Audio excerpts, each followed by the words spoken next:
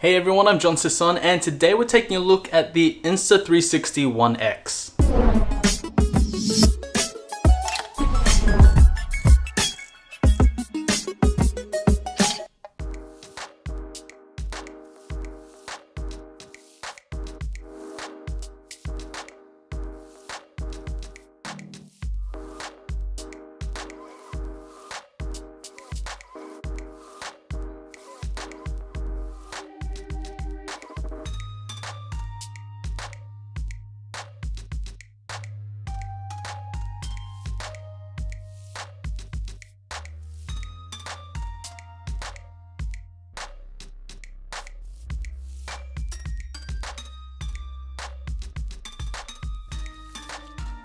Alright, so I know this isn't a Sony product or something to do with the Sony system, but I just want to give this camera a go because, to be honest, I haven't really been interested in 360-degree cameras until recently, because this is actually giving me a different perspective as well as a new way of taking photos, even videos.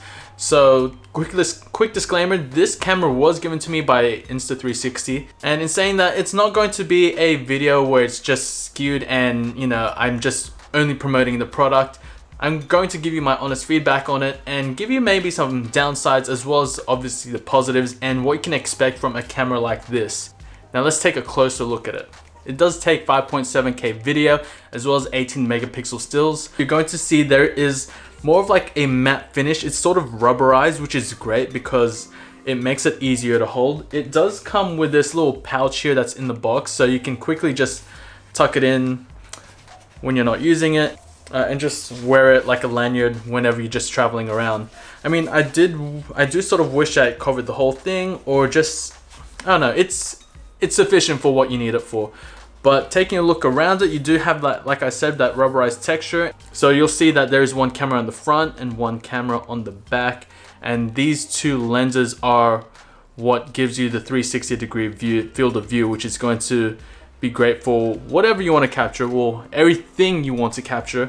It's very simple in terms of the design. So you've got one little LCD screen here, which will give you the information that you want, especially the modes that you're shooting in. You've got two buttons here, which will obviously turn on the camera, and it will allow you to navigate through the menu system. It does take a little bit of time to get used to when you're trying to figure out which settings are. Obviously, you can download the app, which will actually connect the camera to the phone, and you can just select the settings and features or whatever settings you want, which will make it a lot easier instead of just diving through the menus. On the side here, you do have a micro USB port. I wish there was a USB-C. Also on the side, you do have the battery port.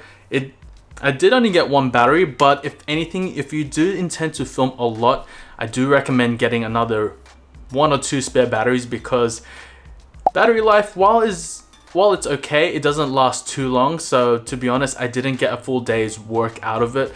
I actually just brought my power bank to just charge the camera as I went along. On the bottom here, you do have a micro SD card slot, and of course right next to it there is a tripod mount, so you can mount it on anything that takes a regular 1/4 inch thread. So anything from your normal GorillaPods or tripods. I got a few accessories where you can attach their own monopod, which actually acts as a selfie stick, or this bullet time stick, where I'll get into more detail about later on. Also, there is a little LED indicator to let you know when the camera is on or when it's recording as well.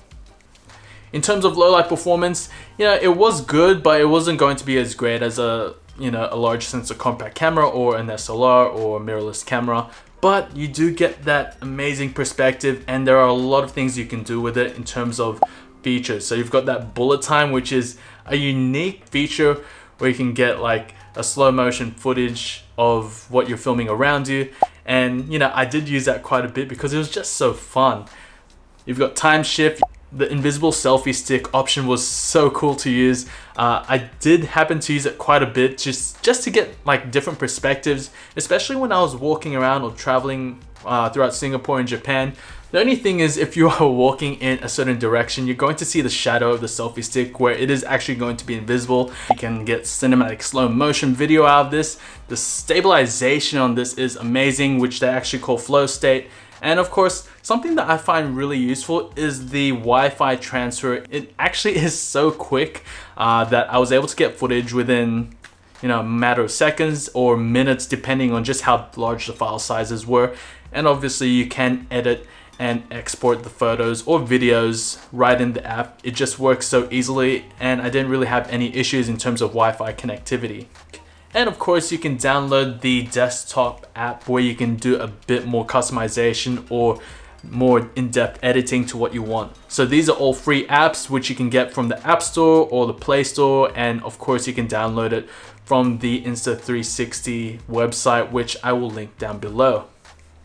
In my honest opinion, I absolutely love what I'm getting out of it. It does make things a lot easier, especially if you're walking around, because that's what people are going to be using it for, so you want a steady camera.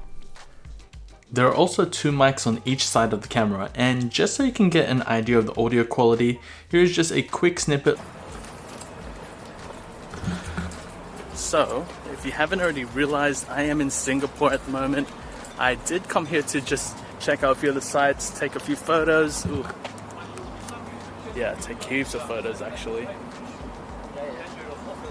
Actually, better down there. Take heaps of photos and just enjoy the food, the culture, and which I actually have been doing. It isn't waterproof because you do have that open slot there, but there are cases where it makes it waterproof, so you can put it in underwater. I don't have that at the moment, but you can actually get it from their store. So if you are actually looking at purchasing one or checking it out in more in-depth information, you can take a look in the description down below. I will suggest, if you are planning to buy one, maybe buy it through my affiliate links, because I do get a bit of a kickback, which does help support the channel and myself going forward. You do not pay any extra, but you do help me out in terms of supporting myself. But yes, if you have any questions, please feel free to leave a comment down below. If you already own one or plan to buy one, let me know what you think of it. And remember to like this video if you found it helpful, and subscribe to my channel for more Insta360 videos and tutorials. You can also follow me on Facebook and Instagram for more sample photos and photo updates of cameras and lenses that I do videos on. And until then, happy shooting and thanks for watching.